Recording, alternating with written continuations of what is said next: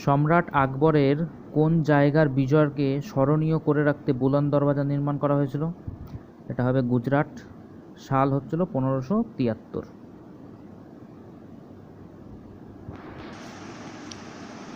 কোন সালে নেতাজি সুভাষচন্দ্র বোস দেশ ত্যাগ করেছিলেন?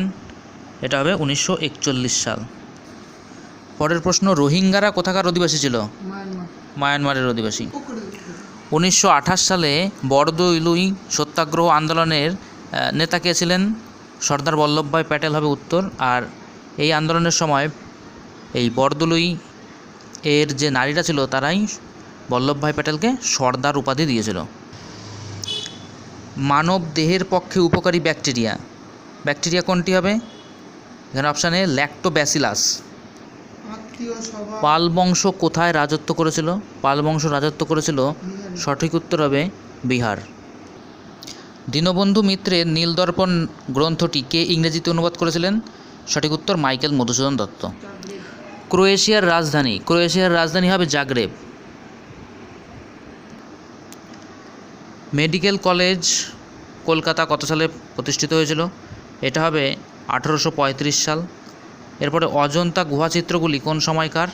এটা হবে রাষ্ট্রকূট বংশের সময়ের। গরবা নাচের প্রচলন কোথায় দেখা যায়? এটা হবে গুজরাট। কোন দেশের সংগঠন নোবেল পুরস্কার প্রদান করে? এটা হবে সুইডেন। আর প্রথম দেওয়া শুরু হয়েছিল 1901 সাল থেকে। ভারতের জাতীয় পতাকার নকশা কে তৈরি করেছিলেন? Option A Pingali Venkaiah.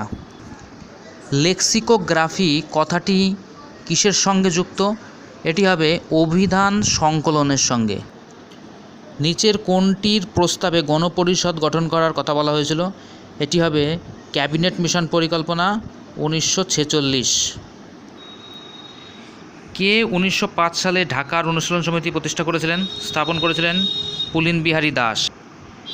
ভারতের স্থায়ী গবেষণা কেন্দ্র দক্ষিণ গঙ্গোত্রী কোথায় অবস্থিত?